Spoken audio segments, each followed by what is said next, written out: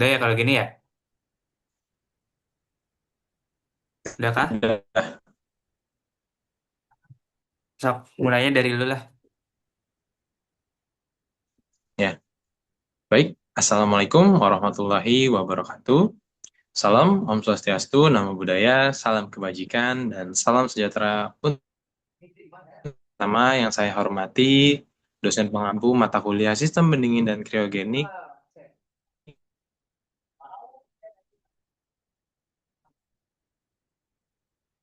Pada kesempatan kali ini kita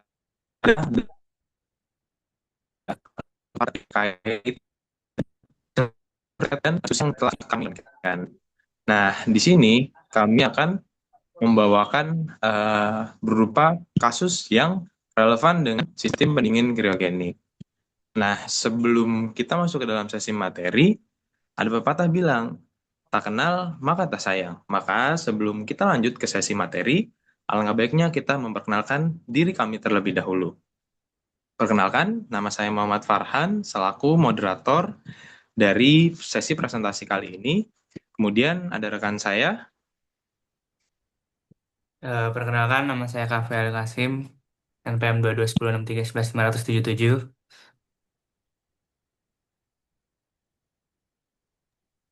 Perkenalkan, Perkenalkan, saya Muhammad Ekonul Hakim dengan NPM 22087.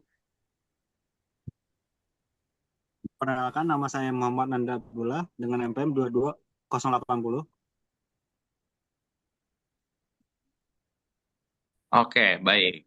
Itu dia tadi perkenalan dari kelompok kami. Minta tolong di next, Kang.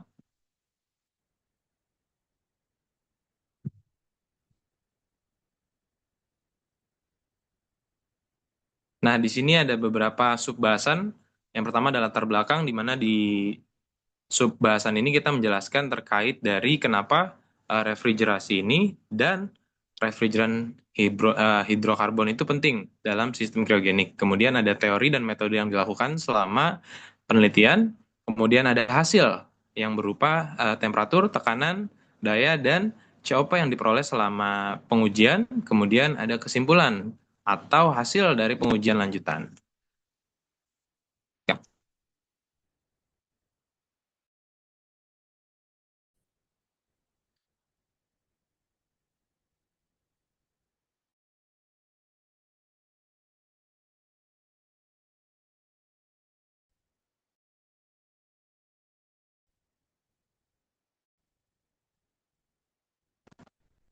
Nah, pada hari ini dijelaskan fokus dari penelitian yang dilakukan yang berupa bagaimana kinerja mesin refrigerasi jika menggunakan refrigeran hidrokarbon. Kemudian yang kedua, bagaimana tren parameter kinerja seperti temperatur, tekanan, arus listrik, daya, serta nilai koefisien selama proses pengujian berlangsung. Dan di sini ada tujuan dari penelitian, yaitu seluruh. Kemudian menentukan nilai rata-rata dari beberapa parameter penting seperti daya kompresor, daya pendinginan, daya pemanasan, dan COP. Selain itu, penelitian ini bertujuan untuk menjelaskan hubungan antara tren grafik hasil pengujian dengan kinerja sistem refrigerasi. Sebagai objek penelitian, digunakan mesin pendingin di laboratorium rekayasa termal dengan kompresi berkapasitas 1/6 PK. Nah, dengan adanya fokus penelitian tersebut, diharapkan penelitian ini dapat memberikan gambaran yang jelas mengenai pengaruh penggunaan refrigeran terhadap performa sistem pendingin. Next, Kang. Selanjutnya akan dilanjutkan oleh rekan saya.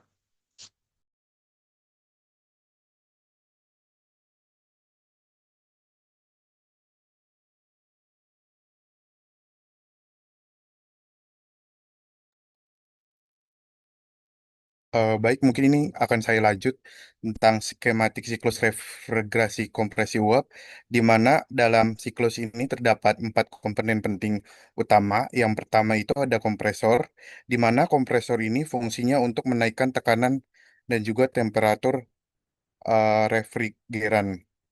Lalu yang kedua yaitu ada kondensor, di mana refrigeran melepaskan panas ke lingkungan dan juga berubah menjadi cair. Setelah dari kondensor tersebut, di sini ada katup ekspansi, di mana katup ini menurunkan tekanan dan juga temperatur dari si refrigen ini. Dan yang terakhir itu ada evaporator, di mana evaporator ini menjadi tempat refrigen menyerap panas dari ruang yang didinginkan. Nah, dari 4 siklus itu terus-menerus sehingga menghasilkan efek pendinginan. Next slide, Kang. Nah, di sini juga ada uh, kompresi uap di mana pada gambar ini menunjukkan alur sistem refrigeran di mana pada alur pertama kompresor yaitu memberikan kerja masukan dan juga menaikkan tekanan refrigeran. Lalu setelah itu dibuang ke kondensor di mana ini melepaskan panas sehingga dari refrigeran berubah dari uap menjadi cair. Setelah dari kondensor, di sini ada katup ekspansi di mana katup ekspansi ini menurunkan tekanan dari tem dan temperatur refrigeran. Setelah dari katup ekspansi ini, lalu panas diserap nih ke evaporator, di mana menyerap panas dari ruang pendingin sehingga terjadi pendinginan. Next slide, Kang. Nah, kenapa refrigeran hidrokarbon ini memiliki beberapa keunggulan? Yang pertama, ODP nol itu tidak merusak ozon. Lalu GWP-nya rendah dan juga dampak pemanasan lebih kecil. Dan juga pengganti langsung. Nah, dapat dipakai tanpa banyak perubahan komponen. Setelah itu, kelebihan dan keunggulan itu masa lebih sedikit, di mana jumlah refrigeran yang diisi lebih sedikit. Nah, untuk keselamatan sendiri, hidrokarbon ini memiliki sifat mudah terbakar, lalu penggunaan harus mengikuti prosedur keselamatan, dan juga pengisian massa refrigeran perlu dikontrol. Dari sini kita punya makna untuk penelitian kali ini, yaitu karena masanya mempengaruhi tekanan dan aliran massa, maka kinerja sistem dapat berubah, sehingga penelitian ini menguji kinerja pada massa dengan hasil 60 gram. Untuk slide selanjutnya akan dilanjut oleh teman saya.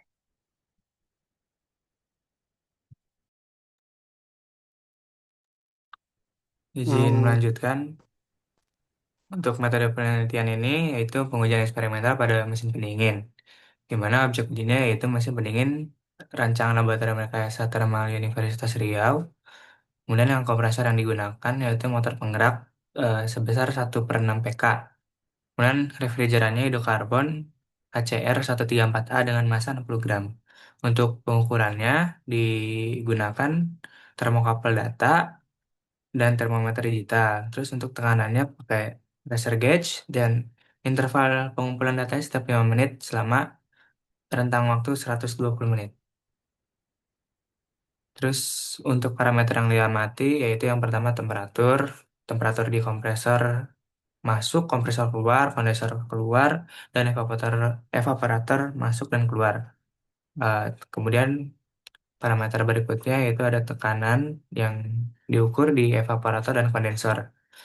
Kemudian ada di kelistrikan, yaitu arus listrik dari daya kompresor. Kemudian hasil kinerja, yaitu yang diukur daya pendinginan, daya pemanasan, dan COP.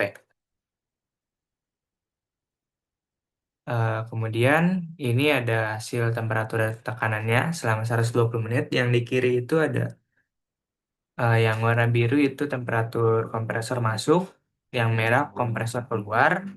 Kemudian yang garis ada segitiga hijau itu kondensor keluar, yang ungu evaporator masuk, dan yang merah muda itu evaporator keluar. Yang kuning yaitu temperatur boxnya. Kemudian yang kanan adalah tekanan, tekanan kondensor dan tekanan evaporator. Nah, rata-rata kompresor keluar temperaturnya yaitu 62,89 derajat Celcius. Kemudian temperatur box itu ada ruang pendingin di rata-rata 12,66 derajat Celcius. Kemudian tekanan evaporator berada di 33,89 psi dan kondensor di 161,95 psi. Kemudian di sini ada grafik hasil energi masukan, arus, daya kompresor, dan laju aliran massa. Untuk arus listrik, eh, dalam ampere kita mendapatkan rata-rata 0,809 ampere. Untuk daya kompresornya rata-rata di 0,1 kilowatt. Untuk laju aliran massa di rata-rata 0,002 kilogram per second. Nah, saat laju aliran massanya menurun, kerja kompresor menjadi lebih ringan dan daya listrik cenderung turun. Dapat dilihat di grafik. Eh, Kemudian untuk hasil kinerja outputnya, di sini ada daya pendinginan, daya pemanasan, dan COP-nya.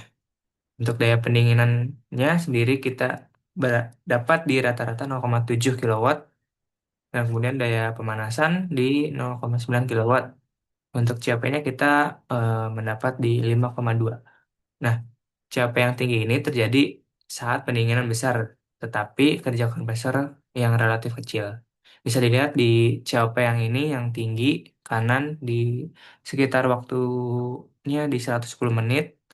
Nah, di daya pendinginannya sangat turun sekali.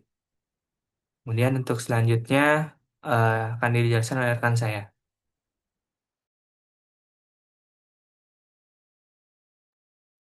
Nah, izin melanjutkan. Di sini ada ringkasan kinerja dari apa yang telah dilakukan pengujiannya. Berikut merupakan nilai rata-rata hasil pengujian massa refrigeran 60 gram, di mana daya kompresor menghasilkan 0,14 kilowatt, daya pendinginan itu menghasilkan 0,73 kilowatt, daya pemanasan menghasilkan 0,94 kilowatt, sementara untuk COP-nya itu eh, melonjak drastis, yaitu sekitar 5,21 untuk koefisien kinerjanya. Eh, untuk dapat pengertian dari hal ini yaitu untuk setiap energi kerja kompresor, sistem mampu menghasilkan efek pendinginan berupa beberapa kali lipat lebih besar.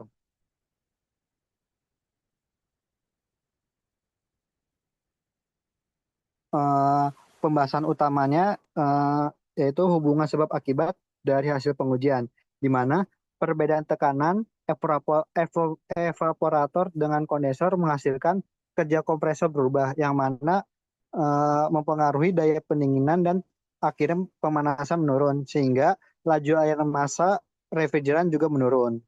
COP-nya juga dipengaruhi oleh dua hal utama, yaitu efek pendinginan yang dihasilkan dan kerja kompresor yang dibutuhkan.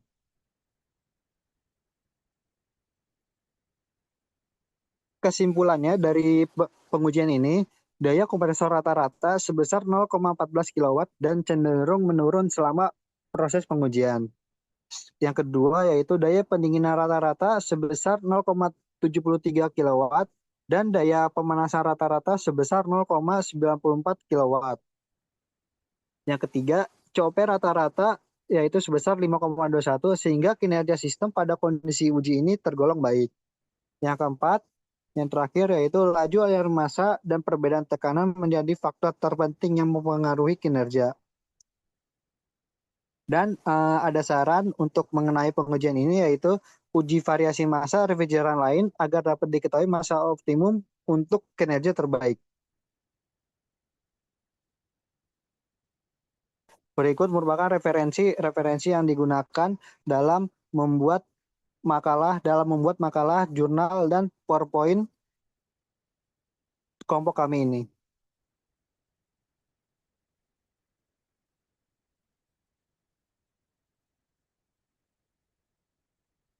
Sekian dari kelompok kami, kelompok 3. Izin mengundurkan diri. Terima kasih sebelumnya sudah mendengarkan dan sudah menonton. Wassalamualaikum warahmatullahi wabarakatuh. Waalaikumsalam warahmatullahi wabarakatuh.